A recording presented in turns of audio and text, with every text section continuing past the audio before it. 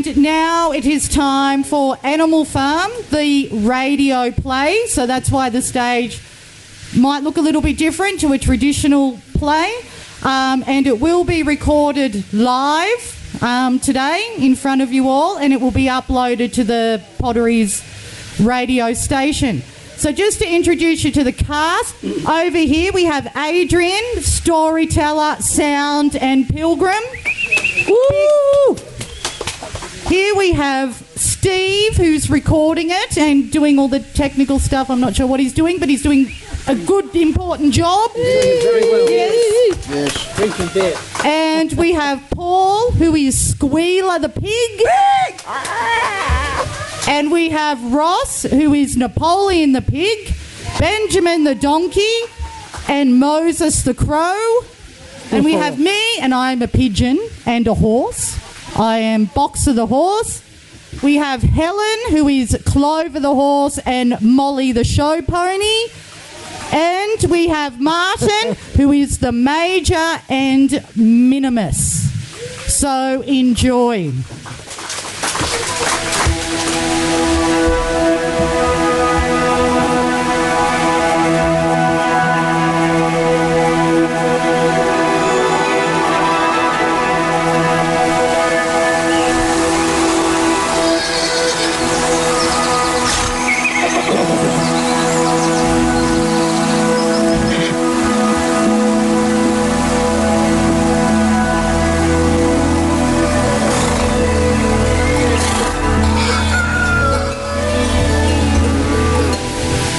Mr. Jones of the Manor Farm locked the hen houses for the night, but was too drunk to remember to shut the pop holes.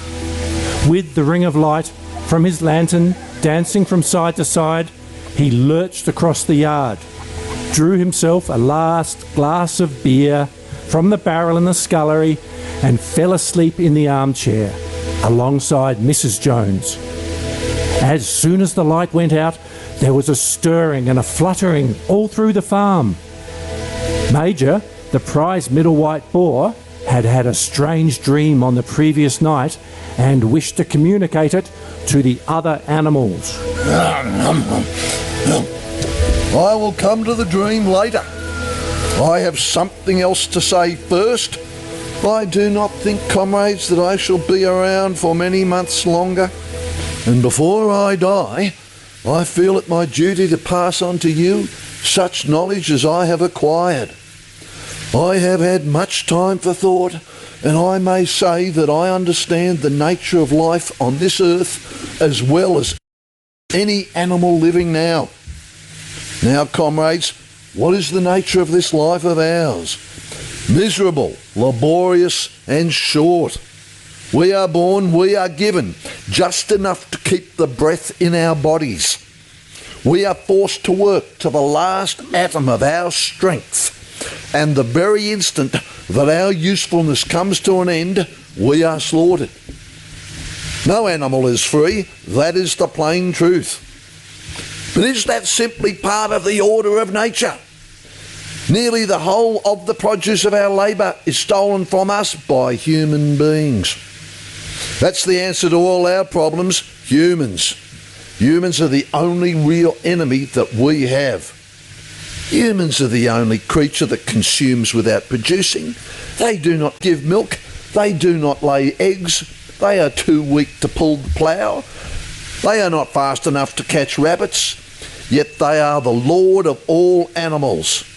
They set us to work and gives us back the bare minimum that will prevent us from starving, and the rest they keep for themselves. Only get rid of humans and the produce of labour would be our own. What then must we do?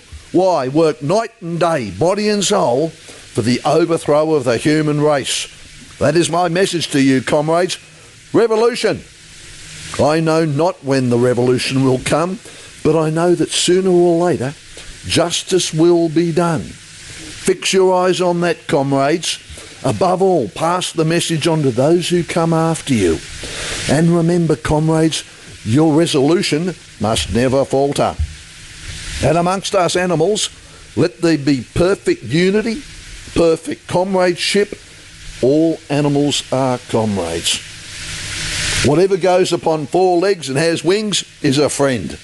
And remember that in this fighting against humans, we must not come to resemble them.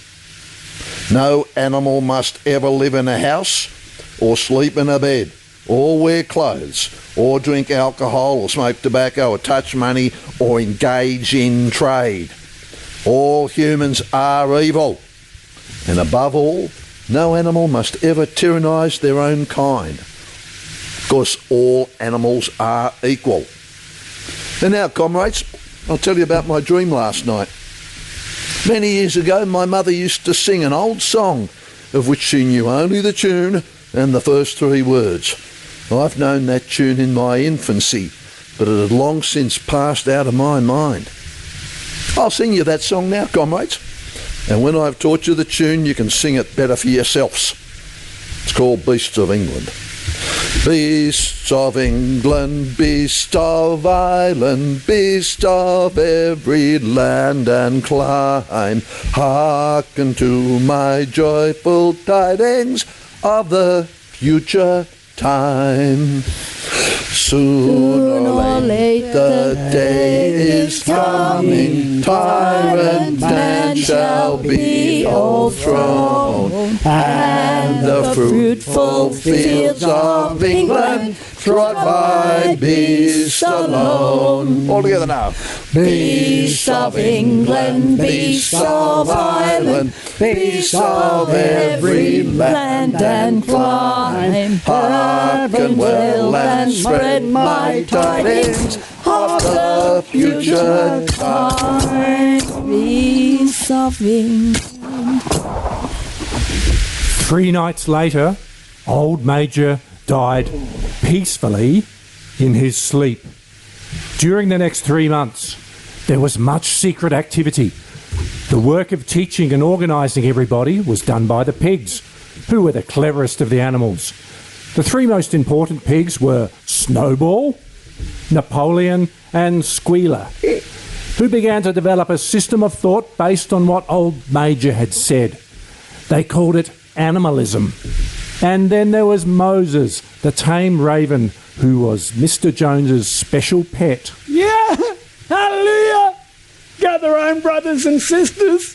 We're all going to live on Sugar Candy Mountain, that happy country where we poor animals shall rest forever from our labours. We're going to live in that land where it's Sunday, 7 days a week, and linseed cake grows on the hedges. And, of late, Mr. Jones had taken to drinking more than was good for him, so that he sat all day in his chair in the kitchen, reading the newspapers and neglecting the animals. The revolution takes place.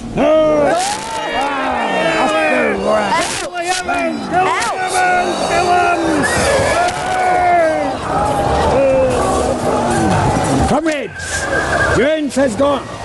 The revolution marks our first step on the road to freedom. The farm, hitherto known as Manor Farm, is now to be called Animal Farm. Silence for Comrade Snowball. Comrades, during the past 3 months, we've taught ourselves to read and write, and we've succeeded in reducing the principles of animalism to 7 commandments, which from now on will form the law by which we shall live. The 7 commandments are as follows. Whatever goes upon 2 legs is an enemy. Whatever goes upon 4 legs or has wings is a friend. No animal shall wear clothes. No animal shall sleep in a bed. No animal shall drink alcohol. No animal shall kill any other animal, and all animals are equal.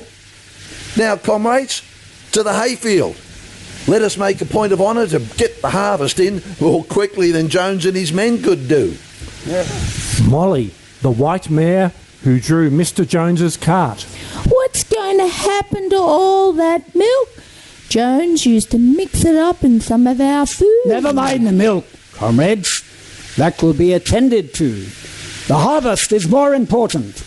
Comrade Boxer will lead the way, and I shall follow in a few minutes. Forward, comrades! So the animals trooped down to the hayfield to begin the harvest. And when Molly came back in the evening... Will there still be sugar now that the revolution has happened? No, we have no means of making sugar on this farm. Besides, you do not need sugar, because you're going to have all the oats and all the hay that you want. And shall I still be allowed to wear the pretty ribbons? No, comrade. Those ribbons that you are devoted to are really a badge of slavery. Liberty is worth more than ribbons. But can't I keep this pretty blue one? I found it in the farmhouse. Ribbons should be considered as clothes, which are the mark of a human being. Boxer, the cart horse, and his personal motto... I'll be working harder. And what happened to the milk? And what's going to happen to all the apples from the orchard that you said are for your use only? Squealer, comrades, you do not imagine, I hope, that we pigs are doing this in a spirit of selfishness and privilege. Many of us actually dislike milk and apples. I myself dislike them. But, comrades, and this has been proved by science, there are substances in apples and milk that are beneficial to the welfare of pigs. We pigs are brain workers. The whole management and organisation of the farm depends on us. It's for your sake that we eat apples and drink the milk. Do you know what would happen if we pigs failed in our duty? Jones would come back. Surely, comrades, surely there is no one among you who would want Jones to come back. No. Oh, and what's be happening at the meeting? Why weren't you there? I was working hard at getting the harvest in. I'd been forgetting all about the meeting. I didn't even know that it was on. Well, that's a pity. You'll just have to try and be on time in future. Molly! Clover, the mare, Boxer's workmate. So be telling me what happened. Comrade Napoleon speak. No, Squealer did. And what did he be saying? Molly asked about the milk and the apples, which the pigs are keeping for themselves, and the lumps of sugar from the farmhouse. And Squealer said the pigs need those things to help them run the farm better. Ah, and that be true. No, of course it isn't. It's absolute rubbish. Nah, really? Is that what Squealer be saying? Yes, if they don't have the milk and apples, they won't be able to think properly. And then Jones might come back. Ah, well, we don't be wanting that then. He always gave me sugar. And he let me wear pretty ribbons. Was Comrade Napoleon there? No. So we all agreed that it was best if all the milk and apples were saved for the pigs. One blue, one red, one green. And do you be thinking that's right, Clover? Well, everybody agreed, so it must be so.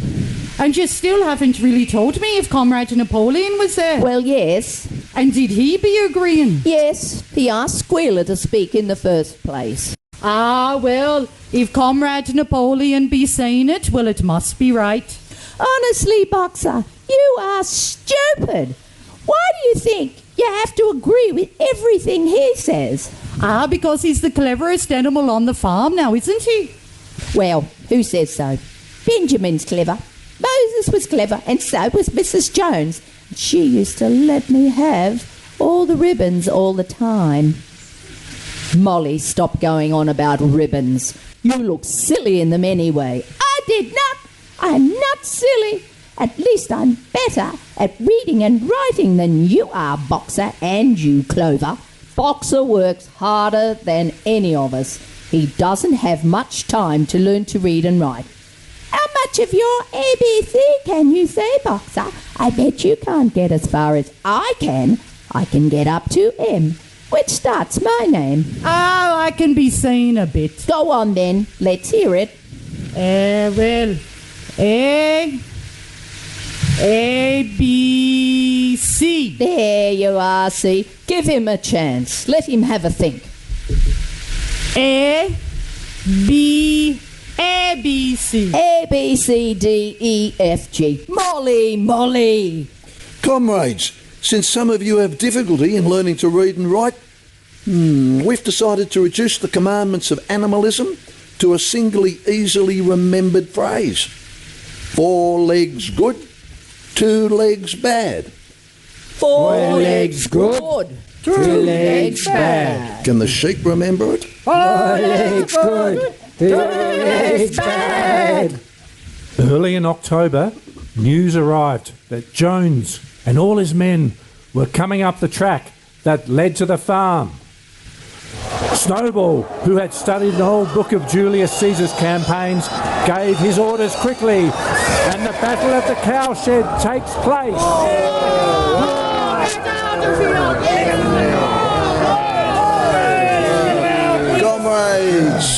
Comrades! The enemy has been repelled. We've won a great victory. But let us not forget, comrades, on this joyful occasion, that all animals need to be ready to die for Animal Farm if need be. It has been decided, comrades, to create a military decoration, Animal Hero First Class, which we will confer on Boxer and Snowball for their valiant efforts in the Battle of the Cowshed. Molly, I have something very serious to say to you. This morning I saw you looking over the hedge at the end of the long meadow. There was a man standing on the other side of that hedge, and he was talking to you, and you were allowing him to stroke your nose. What does this mean, Molly? He didn't! I wasn't! It isn't true! Molly, look me in the face. Do you give me your word of honour that that man was not stroking your nose? It isn't true! 3 days later, Molly disappeared. Nothing was heard of her until one day a pigeon reported, I saw her between the shafts of a smart trap, painted red and black outside a pub. A fat, red-faced man was stroking her nose and feeding her some sugar. And she wore a scarlet ribbon in her forelock. She looked as if she was enjoying herself. and none of the animals ever mentioned Molly again. Another meeting, another argument between Napoleon and Snowball.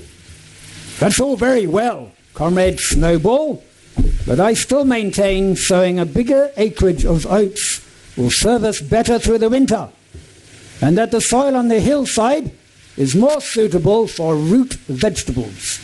But, Comrade Napoleon, you still haven't heard the most important part of my plan. Oh, yes, and what's that? The building of a windmill. A what? A machine operated by the wind to generate electricity and make life easy for all of us. The small hill in the long pasture is the highest point of the farm, right? And after surveying the ground, I've decided it's the best place to build a windmill. And that could be made to operate a dynamo and supply the farm with electricity power. Could be used to light our stalls, keep them warm in winter. It could also run a circular saw, a chaff cutter, a slicer, an electric milking machine. This farm is old-fashioned. We only have primitive machinery. The power of a windmill would make our work so much easier and leave us free to pursue more noble tasks. Well, comrades, how do we feel about Snowball's plan? Oh, I'm not saying it'll be easy.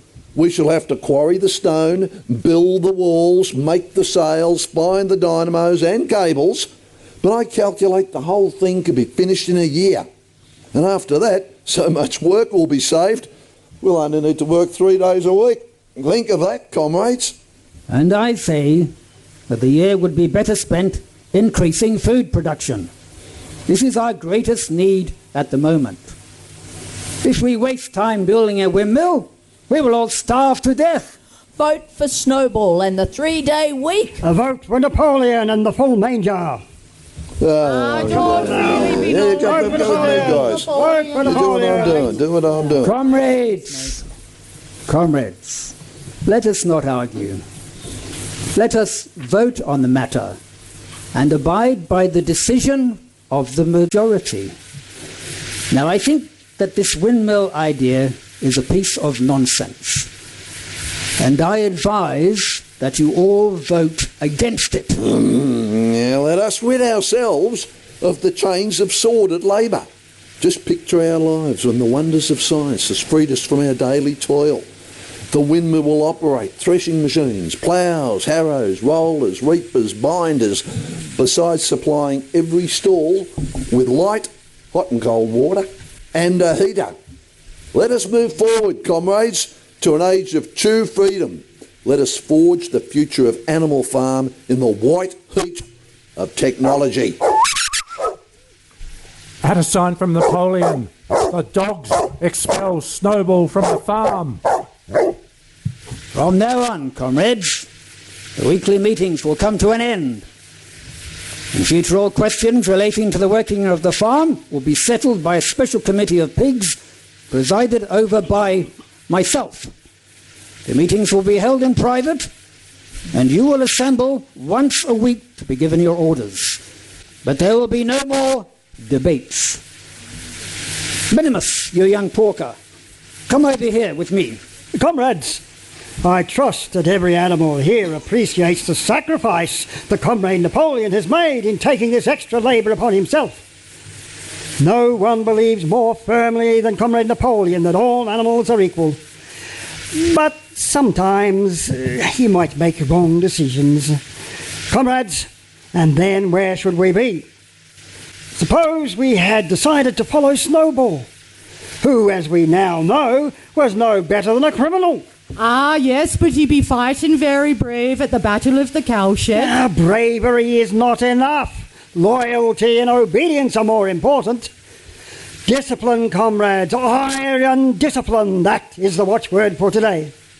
Surely, comrades, you do not want Jones back? No, very well then.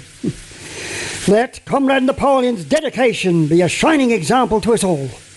Was it not he, after all, who said, all the habits of man are evil, and above all, no animal must ever tyrannise his own kind? Well, if the holding of meetings means that Jones will be coming back, well, there mustn't be any more bloody meetings, well, mustn't there?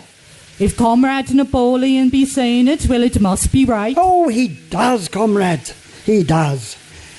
And one other thing, comrades. Napoleon has decided to go ahead with the plans to build the windmill. Now, this will need a very special effort from all of you because we'll need to keep running the farm while the windmill is being constructed. It might even be necessary to reduce your rations. Napoleon has never really been opposed to the building of a windmill. In fact, the idea was his own, and Snowball stole it just to make himself look clever in your eyes. Ah, well, Napoleon, he'd be always right. Ah, that's the spirit. That was Comrade Napoleon's cunning. He appeared to oppose the windmill only to get rid of Snowball, who was a dangerous character and a bad influence. And now that Snowball is out of the way, we can get on with the job. That, comrades, is what is known as tactics. Tactics, comrades, tactics. Ah, Comrade Napoleon, he always be right. The building of the windmill begins. All animals will work a 60-hour week, and in future there will be work on Sunday afternoons. This will be voluntary, of course, but any animal not turning up for work will have their rations reduced by half.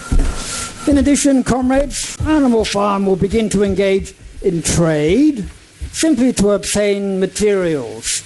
Therefore, I'm making arrangements to sell a stack of hay, part of the current year's wheat crop, and if necessary, a percentage of the egg yield to a neighbouring farm.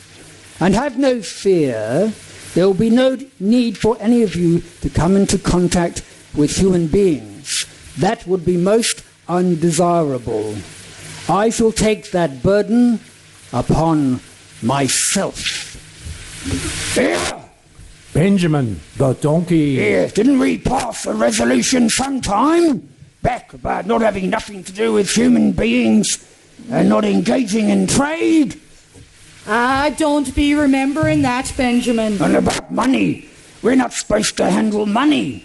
Ah, don't be knowing about that, Benjamin. Stop being so miserable. Aren't you happier now that Jones is gone? I don't see anything to laugh at. Donkeys live a long time. None of you has ever seen a dead donkey. And God gave me a tail to keep the flies off. But I'd sooner have no tail than no flies. You know, I think Benjamin may be right. I seem to remember when old Majors first spoke to us, he mentioned something about money. Ah, look, Clover, I don't be remembering anything about that. I've told you before not to be listening to Benjamin. He's a nice enough lad and all of that, and he does his work all right, but he's always going about the place looking miserable. Well, yes, I know, but he's often right about things. He can remember everything, and he can read much better than you or I can. Oh, and what's that got to do with it? Well, nothing really. I was working as hard as I possibly can. I get up an hour earlier in the mornings, and I often work straight through until the evening. We've got to get this windmill finished, you know. I haven't got time to be looking at the books and learning to read and write. It's what you know that counts. Well, yes, of course, Boxer. Yes. And nobody works harder than you, and we all respect you for it. I didn't mean to upset you. I do believe in the revolution and the work that Napoleon is doing as much as you do. It's just that, you know, sometimes things don't seem to happen the way the Major said they would. We mustn't be thinking too hard about it, Clover. We must trust in Napoleon that he knows best. Well, I'm sure you're right. Penny for your thoughts, Comrade Boxer. Clover and I were just discussing Comrade Napoleon's speech on trade. And what conclusions did you come to? That he's right, of course. It's just that old Benjamin, you know, he seemed to think we'd pass some resolution about not trading without talking to humans or something like that, and then Clover... Yes? Well, I thought he might be right. Are you certain this is something you have dreamed, comrades? I mean, have you any record of it? Are they written down anywhere? No, of course it's not. So let us all carry on with our work and let Comrade Napoleon to worry about these other things. Well, there you go, you see, Comrade Napoleon, he always be right. If he thinks it's best that we should be selling things, then that's what we should be doing. Yes, I know, but I'm pretty sure that it's not a good idea to have anything to do with human beings. Major did warn us about that. What he said then should guide us in what we do now. But he isn't here anymore. And if he was, he'd be agreeing with Comrade Napoleon. Well, that's something we'll never know. I do suppose not. But Benjamin does have a good memory. Don't be starting on him again. Have you ever seen a dead donkey indeed? I'd sooner have no tail and no flies all the time. I don't know what he's going on about. If you be asking me, all that thinking has made him a little soft in the head. But I'm not asking you. I'm just saying he may be right. Maybe, mate. I'm not really sure. You're as bad as he is, Clover, talking in riddles all the time. Come on, but get back to work and that'll be solving everything. Oh, Boxer. I've seen them. What? I said I've seen them. Who? Napoleon, Squealer, and all the other pigs. They've moved into the farmhouse. I don't be believing you. But it's true. I looked through the kitchen window and I saw Squealer sitting in a chair with his legs on the table reading a newspaper. I simply don't be believing you. I saw it. And all the other pigs were sitting around the table, munching apples and drinking milk. Are you sure? Of course I'm sure.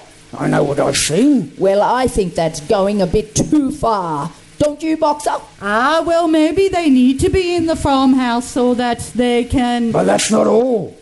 One of the pigeons flew past the upstairs windows of the farmhouse yesterday, and you'll never guess what she saw. Well, in the big room where Mr. and Mrs. Jones used to sleep, Napoleon was stretched out and fast asleep and snoring very loudly. There you see.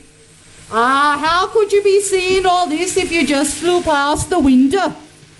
I didn't only fly past, comrade. I perched on the windowsill and I had a very good look. And you saw Napoleon asleep in the bed and heard him snoring?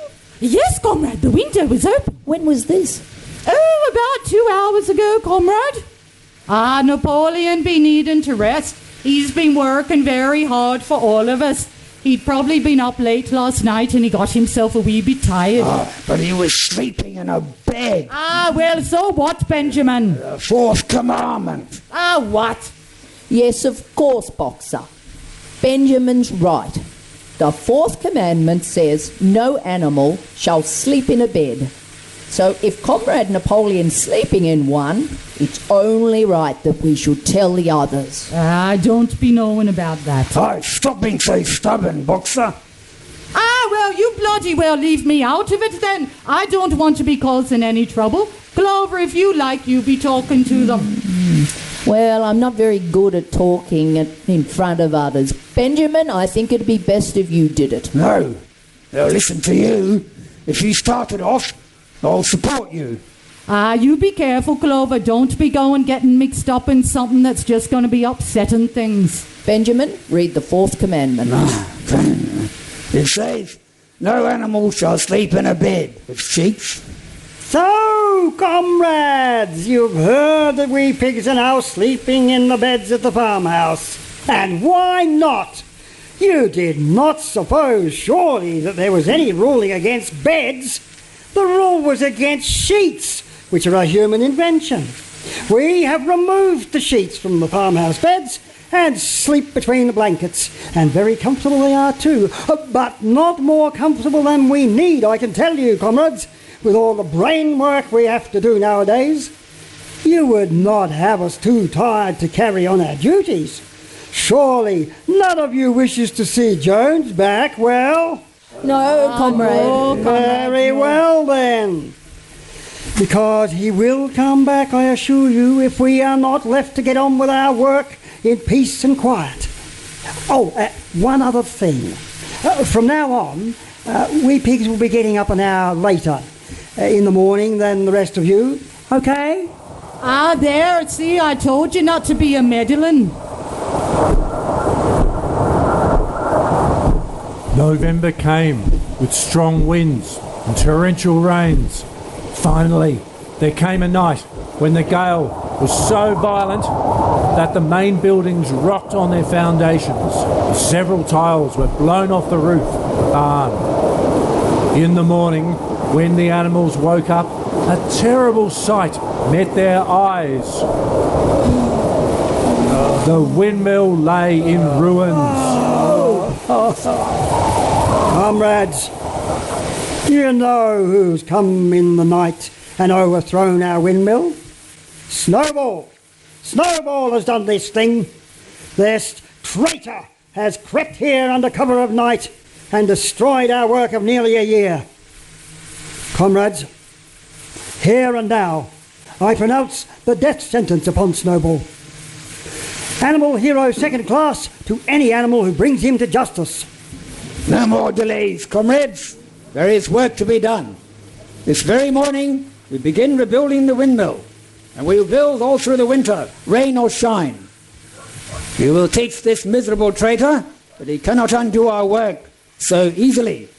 Forward, comrades! Long live the windmill! Long live Animal Farm! Long live Animal Farm! He visits the farm at night. I've seen him. Who? Snowball, of course. He must have stolen all that corn which went missing 2 days ago. Yes, and broken all those eggs which were ready for market. He's taken the key to the store shed and he's thrown it down the well. He's stolen the apples from the orchard. Broken windows, Destroyed fences. Poisoned the milk. blocked the drains, Uprooted the crops. Throttled the chickens. And generally proved himself to be the swine that he always was. Comrades, a most terrible thing has been discovered. Snowball was in league with Jones, or from the very beginning. It has all been proved by documents which we have just found, which he left behind him. And this explains a great deal, comrades. Did we not see for ourselves how he attempted to get us defeated and destroyed at the Battle of the Cowshed? I don't be believing that for a minute. Snowball fought very bravely at the Battle of the Cowshed. And didn't we be giving him Animal Hero First Class? Now, that was our mistake, comrade. For we now know it is all written down in the secret documents we've just discovered that in reality he was trying to lure us to our doom. Ah, but he was wounded. We all saw him running off with the blood running. That was all part of the arrangement. I could show you this in his own writing if you were able to read it, but you can't, so I won't. He would have succeeded if it had not been for our heroic leader, Comrade Napoleon. Do you not remember how just at the moment when Jones and his men had got into the yard, that Snowball suddenly turned and fled? And do you remember too that just at that moment Comrade Napoleon sprang forward with a cry of death to humanity and sank his teeth into Jones's leg? Ah, well, I don't believe that Snowball was a traitor in the beginning. But, you know, what's happened since, well, that's a little different. But I believe at the Battle of the Cowshed that Snowball was a good comrade. Our leader, Comrade Napoleon, has stated categorically, comrades, that Snowball was Jones's agent from the very beginning. Ah, well, that'd be a little bit different then. If Napoleon be saying it, well, it must be right. That's the true spirit, comrades. I want every animal on the farm to keep their eyes very wide open, for we have reason to think that some of Snowball's agents are lurking amongst us at the very moment.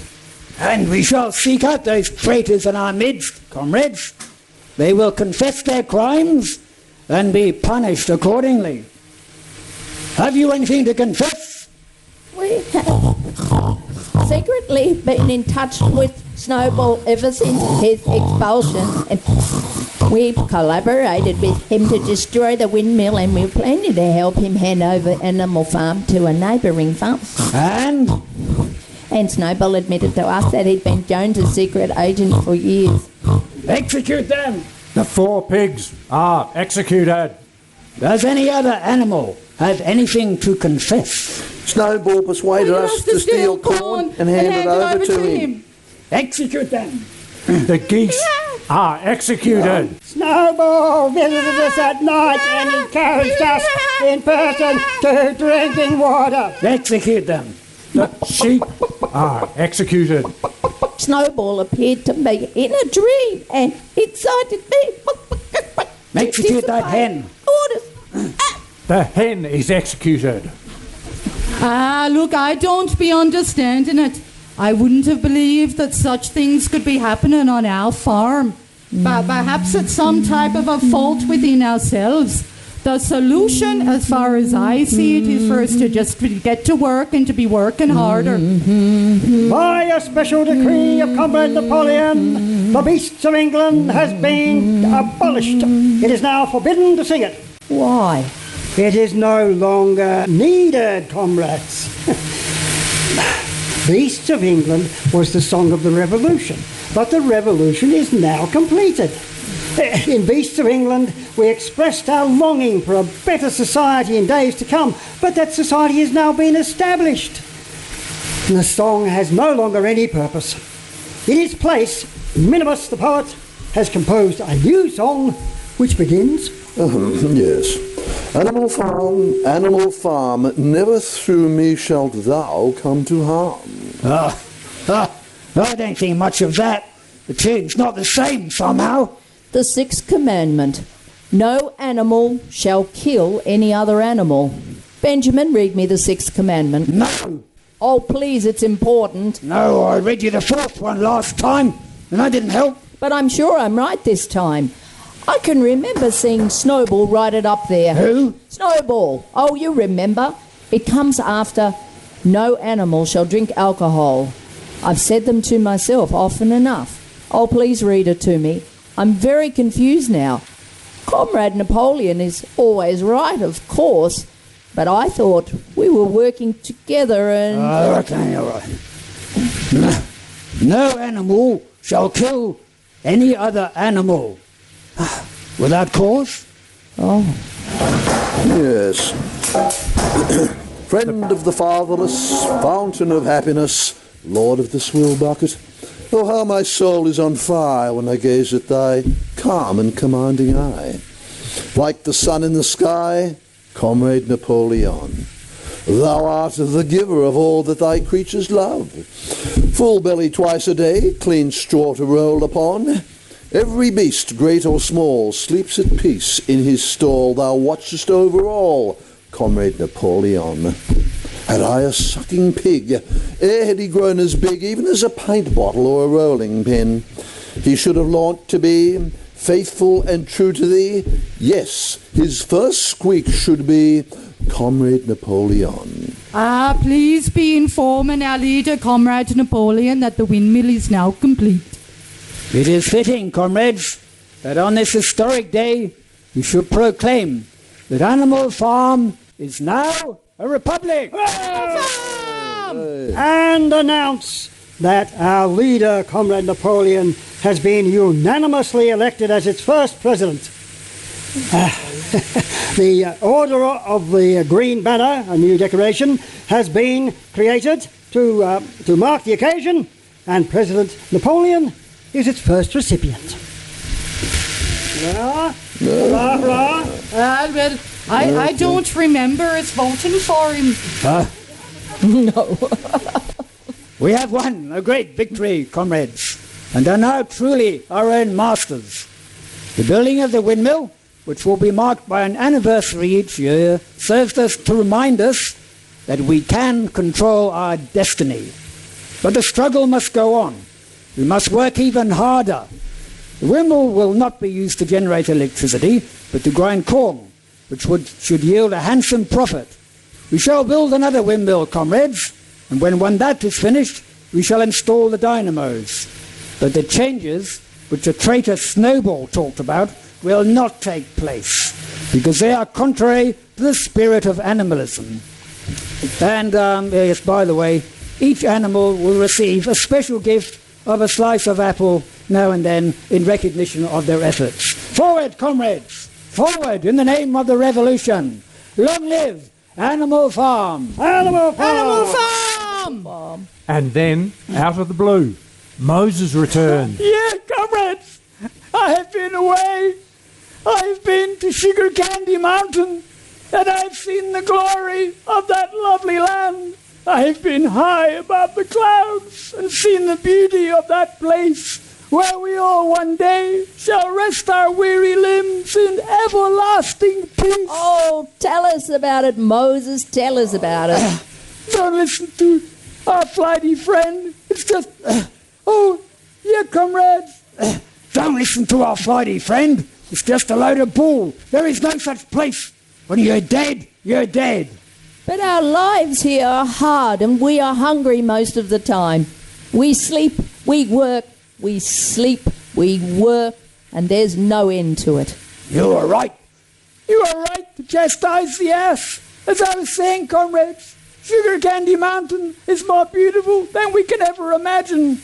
I have seen the linseed cake growing on the hedges. I have seen the lumps of sugar hanging in bunches from the trees. We're going to be there together.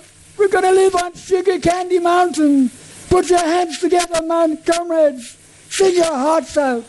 Let's hear it for Sugar Candy Mountain. Sugar Candy Mountain. Sugar Candy Mountain. Come on, comrades, sing your hearts out. We're going to live on Sugar Candy Mountain. Sugar Candy Mountain. What's the matter, Benjamin? No animal shall drink alcohol to excess. For the time being, comrades, it has been found necessary to make a readjustment of rations. From tomorrow, all animals other than pigs will receive 2 pounds less corn a day and no carrots on Sundays. Remember, comrades, that a too rigid equality in rations would be contrary to the principles of animalism. And let us remind ourselves that we have made enormous improvements.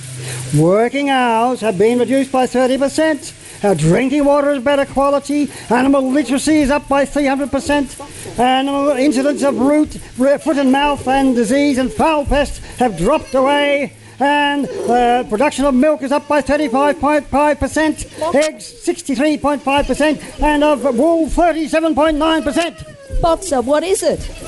Oh, Boxer. Comrade Boxer, I can't tell you how distressed I am to see you like this. Oh, Boxer. I have already informed Comrade Napoleon of your condition, and he has instructed me to communicate to you his deepest and personal sympathy and his best wishes for a speedy recovery. You have always been one of the most loyal workers on the farm, Yes, and even at this moment, Comrade Napoleon is making arrangements to send you to be treated at a hospital nearby. The vet there can treat you far better than we can. In a hospital? No animal has ever left Animal Farm before. Except Snowball. Look after him. Oh, nonsense, comrade, nonsense. I can understand your concern, but the plain truth is that we do not have the facilities here to provide Boxer with the treatment that he requires. He must be sent to a hospital if he's to make a complete recovery. The van will be arriving shortly to take him away. If Boxer rests for a couple of days, I'm sure he'll be strong enough. There is no argument. Our leader, Comrade Napoleon, has said quite definitely that Boxer is to go to hospital for the good of his health. Well, if Comrade Napoleon be saying it, well, it must be right. Sure. Oh, bye, Boxer. I hope you get better soon. Ah, thanks, comrades. Don't be worrying about me. I'm just glad I was able to see the windmill get finished. At any rate, to tell you the truth, I wasn't that far off me retirement anyway. Maybe, Benjamin, they'll consider letting you retire soon as well. And we get an apple on Sundays just like the pigs do. Fowls!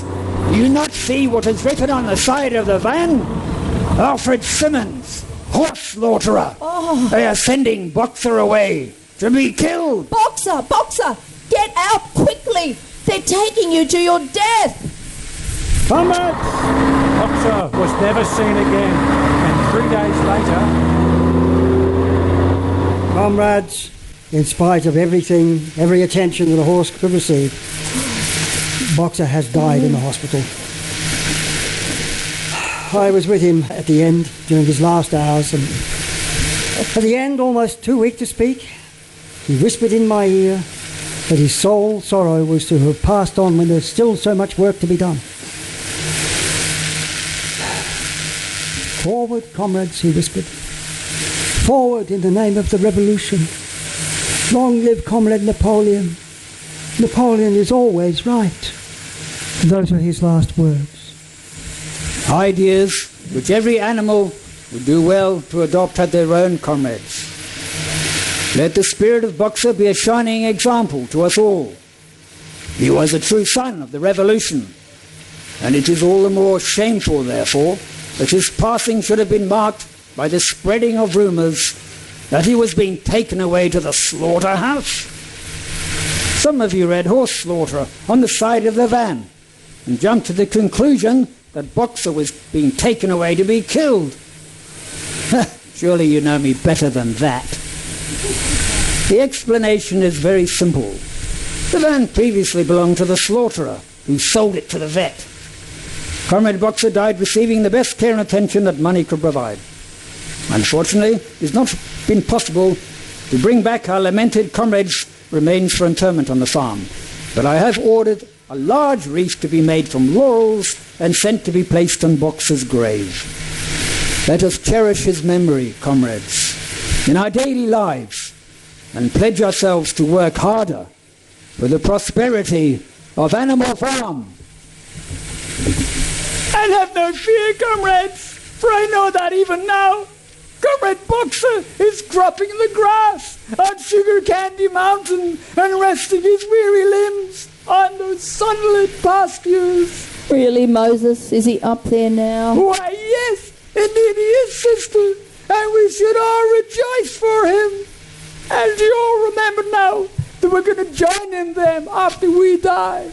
We're going to live on sugar candy. The latest report on the progress of the farm, comrades, indicates that things are getting better all the time.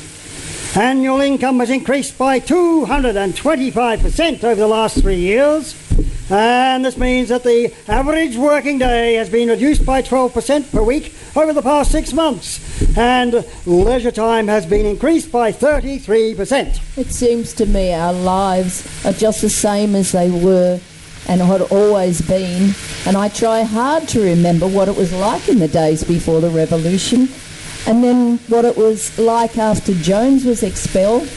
And I think, well, were things better than they are now? It's so long ago. What do you mean revolution? Who was Jones? What does expelled mean? Why are you always wondering if things are better? You're too young to know, but it's right that you should ask. And I'll tell you what I can remember. The revolution happened a long, long time ago. And before it happened, a human called Jones ruled over us. He treated us very badly. What's a human? A human is a creature that walks on 2 legs instead of 4. Jones lived in a farmhouse. Where the pigs live now?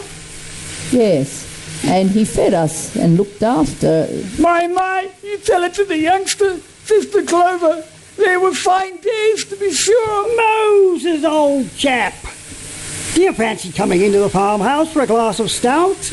There's something I'd like to talk to you about. Why, thank you kindly, Comrade Squealer. And then there came that historic day when Jones was expelled from the farm and we began to rule our own lives. Was it exciting? Oh yes, it was very exciting. I can remember the thrill when we realised we were in charge, when we achieved perfect unity. And did things get better? Why, yes, of course they did. We were free. We had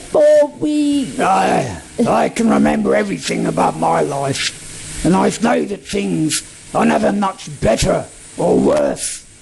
Let's face it, hardship, hunger, and disappointment are our lot. But we mustn't give up hope. It is, after all, an honour and a privilege to be part of Animal Farm. The golden future which our Major promised us and which we used to sing about is still coming. We feed ourselves, we work for ourselves, we serve no man. All animals are equal. 4 legs good, 2 legs better. 4 legs good, 2 legs better. What are you doing? We comrades work hard all day long, making files, reports, minutes, memoranda. But then you burn them. They are of the highest importance for the welfare of the farm. Well, what are they for? I mean, what? Benjamin, are the 7 commandments the same as they used to be, Benjamin? Oh, please, Benjamin, read it to me once more. All animals are equal. But some animals are more equal than others. But what does that mean, Benjamin? We're all equal. How can some animals be more equal than others? I believe in the revolution and everything that our leader Napoleon says, just like Boxer did. And nobody worked harder than him for all the cause. And I remember in the early days, just after we got rid of Jones. Hello? Hello? I say, is anyone there? Dashed on. Could have sworn the invite said 7 p.m. for cocktails. Not a soul to be seen. Just this broken down old cart horse moaning away. Well, I don't see what these damn pigs have to be so proud of. Hello?